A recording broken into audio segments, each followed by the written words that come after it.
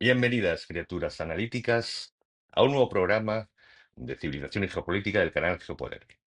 El canal de la independencia, el rigor y la excelencia. Soy Vicente Ferrer de Pellicer y vamos a abordar algo que, por supuesto, como siempre, espinoso.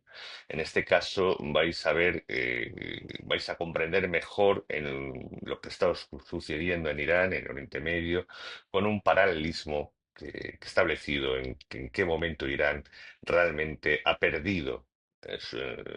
Se le derrumbó su geoestrategia, lo que dio lugar a una situación geopolítica extrema y que ha provocado y está desarrollándose toda esta situación en un momento dado aprovechada por Israel o bien respondida por Israel en una situación crítica de Irán que ha acelerado probablemente por desesperación su programa nuclear, como nos lo indican no las fuentes solo de Israel ni de Estados Unidos, ¿no? Que serían siempre cuestionables, sobre todo para desde muchos opinólogos, sino desde las mismas fuentes de Naciones Unidas que siempre han frenado la lo que es los datos o han siempre reducido el riesgo que había de que Irán alcanzase la capacidad de armamento nuclear.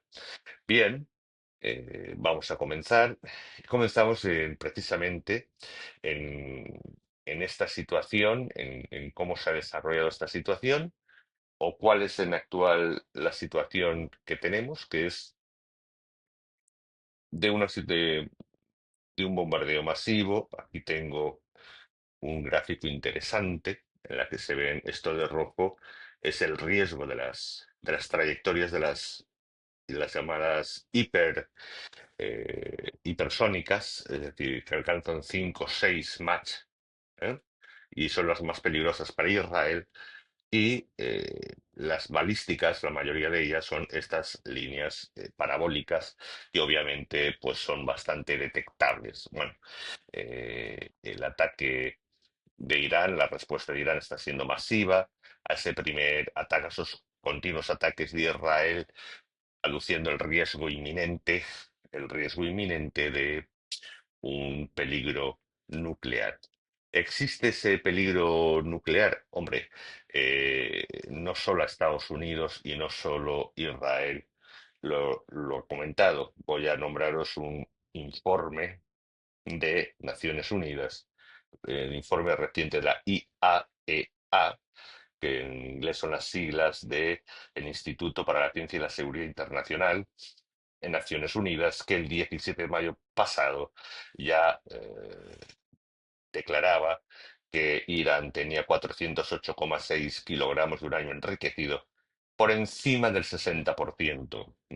El interés de la energía nuclear para fines pacíficos o energéticos, etcétera, solo hace falta entre el 3 y el 5%. Es obvio que si estás por el 60% y si has duplicado en pocos meses, desde febrero pasado, de 260 eran a 408 kilogramos, de 274, de 274,8 en febrero a 408 es porque tus intenciones no son buenas, ¿no? Evidentemente tienes la intención clara, no ha sido negada tampoco abiertamente por Irán, de querer alcanzar las armas nucleares, que para algunos dirán, ¿acaso no tiene derecho? ¿Un país soberano quiere ir a por eso? Hombre, pues un país que tiene declarado no en el bar, el aperitivo de mediodía o algo, cosa que no existe en Irán, pero ni en una taberna con un chato de vino, sino en declaraciones oficiales de sus gobiernos, de sus ayatolás, e incluso en su constitución de sus mismas, en sus fatuas, en sus leyes positivas, la destrucción, el deseo de destrucción, en este caso tanto de Israel como de Estados Unidos, pues cabe que cierta preocupación se alcanza la bomba atómica. De todas formas, que hay un consenso, y hay un consenso en la mayoría de los países de Naciones Unidas, empezando por los mismos países árabes o la Liga Árabe, que por cierto Irán es persa, entonces no corresponde, pero sí en los países musulmanes, en las que no le interesa nada, no gusta nada, no hay eh, nadie que apoye realmente en Naciones Unidas, en la mayoría de los países, que Irán pueda tener armas nucleares, pero más allá de eso, el planteamiento era ¿qué ocurrió en Oriente Medio? ¿Qué ocurrió? ¿Cuál ha sido lo que yo llamo el egospótamos de Irán? El egospótamos de Irán ha sido la caída de Siria. ¿Qué fue Egospótamos? Egospótamos fue la batalla por la cual se le pilló de una forma casual, afortunada, a toda la flota, repostando a la flota ateniense, sus 180 trirremes en Egospótamos, el río de la Cabra en griego, en una cala en Anatolia, llamada Egospótamos, y incendiaron antes que pudieran volver a las naves. Prácticamente solo salvaron 14 o 15 y destruyeron esa flota. Después de casi 30 años de guerra, concluía la guerra del Peloponeso. eh, de 2000, del 431 al 404.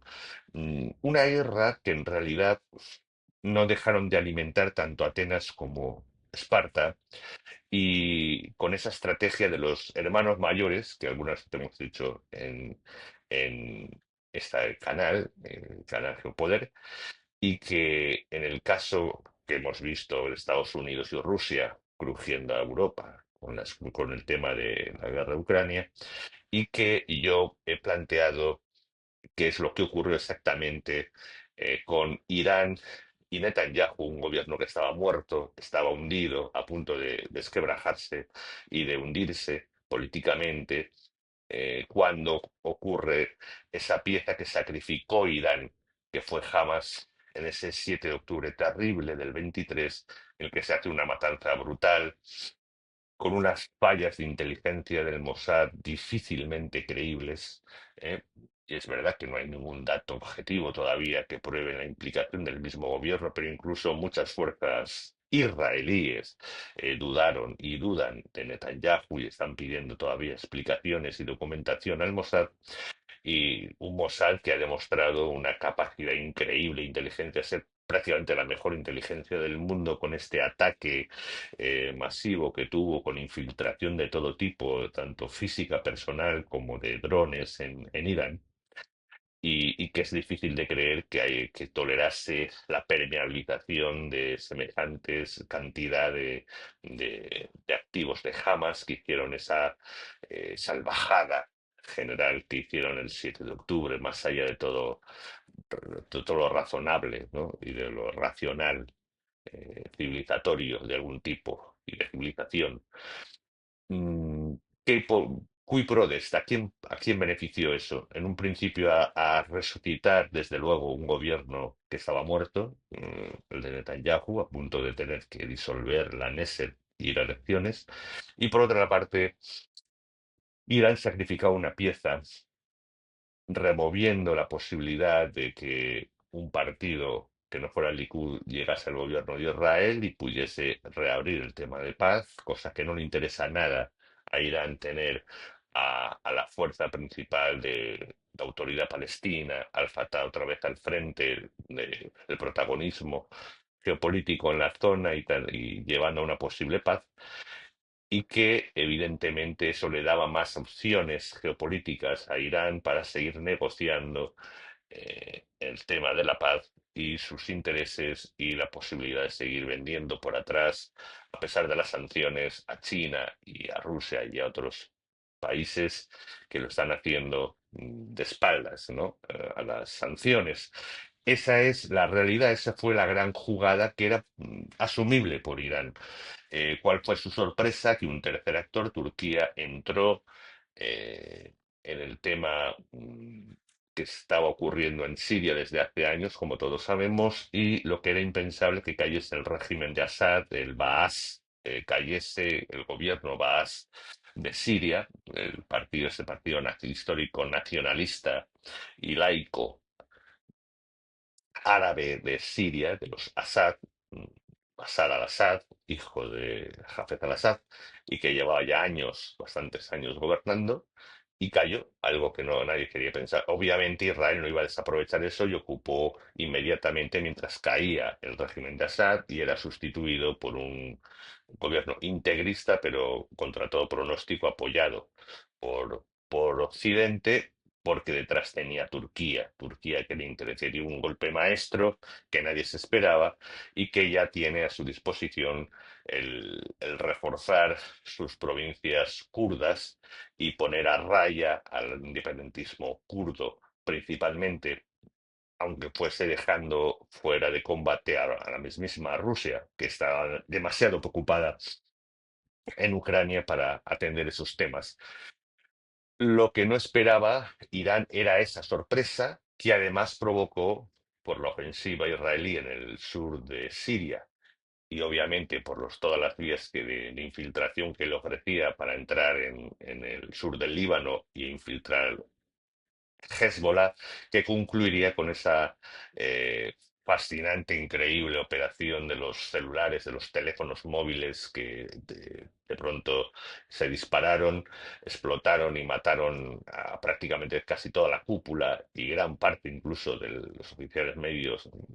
3.000 teléfonos estallaron, más de 1.000 muertos, y que dejó Hezbollah, además atacada desde la mismísima Siria, tomada por el sur, la zona sur, por Israel, y dejándola fuera de combate.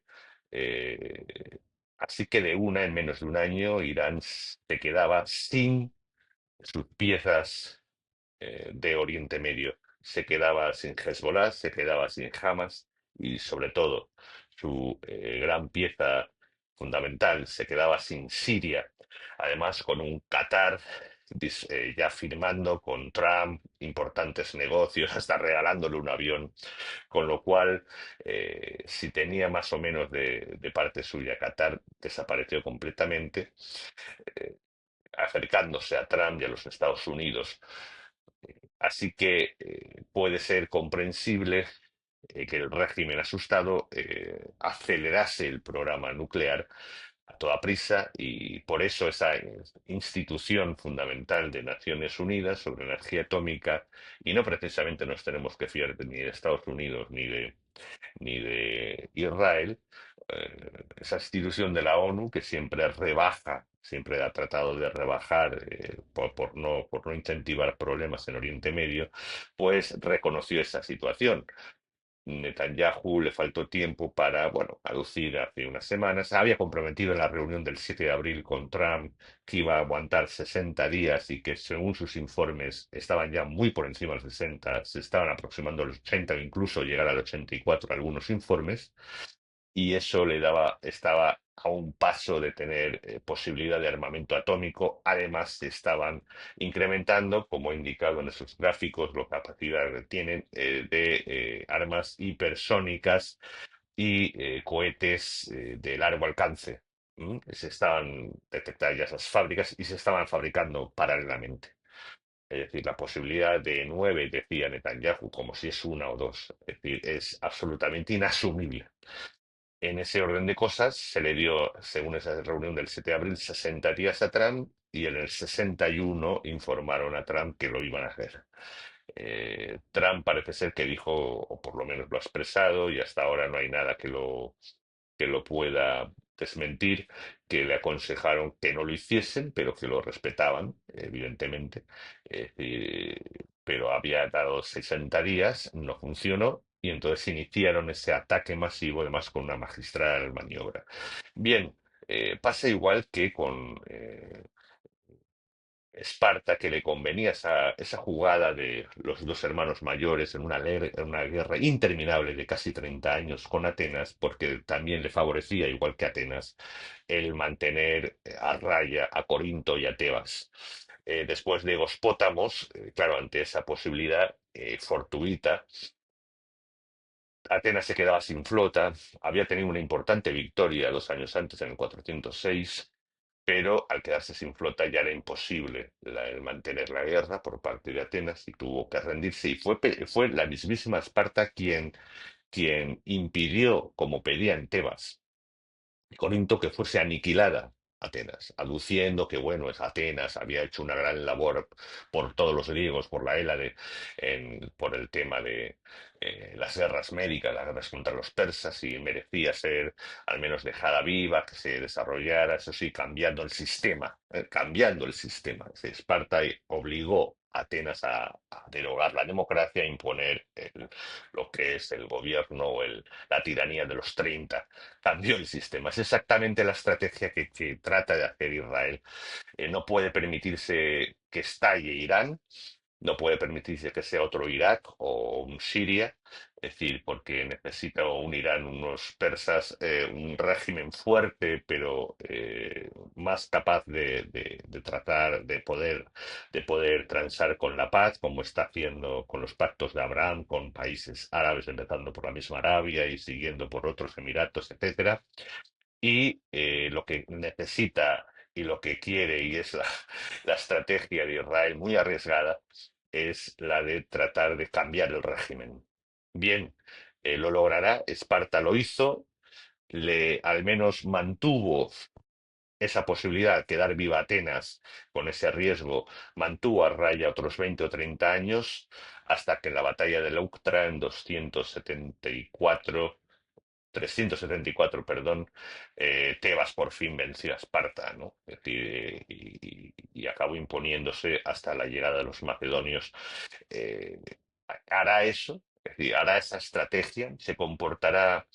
Israel parece que está siguiendo punto a punto la estrategia de Esparta en la guerra del Peloponeso, y después el hacer cambiar el régimen y tratar de esa estrategia de los hermanos mayores para obligar a no mover demasiado las piezas del tablero del Medio Oriente. La realidad es que estamos en una situación en la que es cierto, se está defendiendo, hay países árabes, bueno, y musulmanes que están apoyando, pero apoyando solo de forma, eh, apoyando en absoluto militarmente, sino más bien condenando a Israel por sus ataques, como suelen hacer habitualmente, pero no han hecho el más mínimo apoyo al régimen iraní ni a la aspiración de Irán de tener armamento atómico. Por lo tanto, Irán está completamente sola en la realidad. Nadie va a jugarse nada ni pretende dar ningún ultimátum ni a Estados Unidos ni a Israel. Y por tanto, esa es la situación de Irán, carente absoluta de toda posibilidad y de toda capacidad de geopolítica. Vamos a ver lo que se aguantan los actores hasta bien negocien o caiga de verdad el régimen o obligan a negociar con el mismo régimen. Lo veremos. Un fuerte abrazo.